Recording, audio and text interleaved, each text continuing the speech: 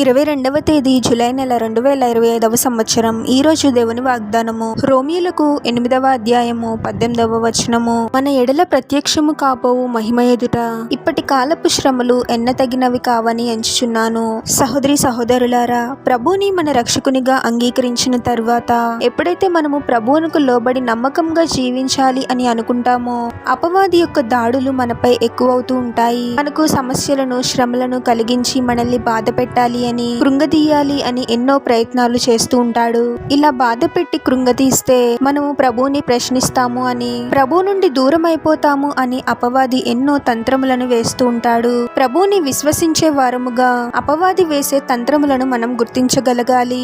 ఇది అపవాది చేసే పని అని మనం గ్రహించి ఇంకా ప్రభువులో మనం బలపడాలి. ప్రతిదినము విశ్వాసంలో అభివృద్ధిని పొందాలి. అంతేకాని అపవాది వేసే తంత్రములకు మనం లొంగిపోయి ప్రభు నుండి దూరం కాకూడదు. ఒకటి గుర్తుంచుకోవాలి, ఈ లోకంలో మనం జీవించేది కొన్ని సంవత్సరాలు మాత్రమే. మరణం తర్వాతే అసలైన జీవితం ఉంటుంది. ఇప్పుడు మనం పొందుతున్న శ్రమలు అన్ని తాత్కాలికమే, కానీ మరణం తర్వాత ఉండే జీవితము శాశ్వతమైన జీవితము. దేవుని వాక్యం చెప్తుంది, మన ఎడల ప్రత్యక్షము కాబోవు మహిమ ఎదుట ఇప్పటి కాలపు శ్రమలు ఎన్నతగినవి కావని ఎంచుచున్నాను అని. మనము ప్రభువునకు నమ్మకంగా జీవిస్తే నిత్య నరకాగ్ని నుండి తప్పించబడి ప్రభు ద్వారా పరలోకానికి చేరుకుంటాము. అక్కడ ప్రభుతో మనం కలిసి జీవిస్తాము. ఆ మహిమతో పోల్చుకుంటే ఇప్పటి శ్రమలు ఎన్నతగినవి కావు. పరలోకము ఒక గొప్ప స్థలము. ప్రకటన గ్రంథము 21వ అధ్యాయము 4వ వచనంలో ఇలా ఉంటుంది కదా, ఆయన వారి కన్నుల ప్రతి బాష్ప బిందువును తుడిచివేయును. మరణము ఇక ఉండదు,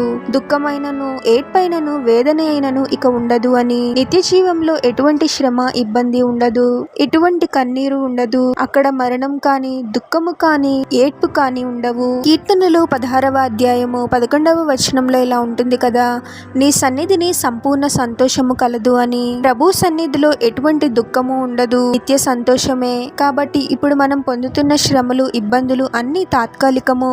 మరణం తరువాతే ఒక గొప్ప జీవితం ఉందని మనం గ్రహించి ప్రభువునకు లోబడి నమ్మకంగా జీవించాలి. ప్రార్థన. పరిశుద్ధుడకు ప్రభువా, మీ పరిశుద్ధమైన పాదాలకు వేలాది వందనాలు, స్తుతులు, స్తోత్రాలు చెల్లించుకున్నాము తండ్రి.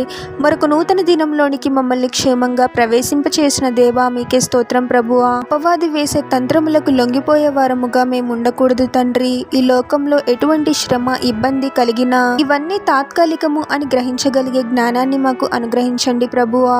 ఈ లోకంలో మేము జీవించినంత కాలము మీకు నమ్మకంగా జీవిస్తూ ప్రతిదినము మేము విశ్వాసంలో అభివృద్ధి చెందాలి తండ్రి. మీరే మా విశ్వాసాన్ని బలపరచండి ప్రభువా. మీకు లోబడి నమ్మకంగా జీవిస్తూ మీ ద్వారా పరలోక రాజ్యంలోకి ప్రవేశించడానికి మాకు సహాయం చేయమని ఈ ప్రార్థనలో ఏకీభవిస్తున్న ప్రతి ఒక్కరిని పేరు పేరున దీవించి ఆశీర్వదించి అభిషేకించమని, వారు చేసే ప్రతి పనిలో మీరే వారికి తోడుగా ఉండి వారిని అన్ని కీడుల నుండి అపాయాల నుండి మీరే వారిని రక్షించమని ఈ మా మనవులన్నీ యేసుక్రీస్తు వారి పరిశుద్ధ నామంలో అడిగి వేడుకొనుచున్నాము తండ్రి. ఆమేన్.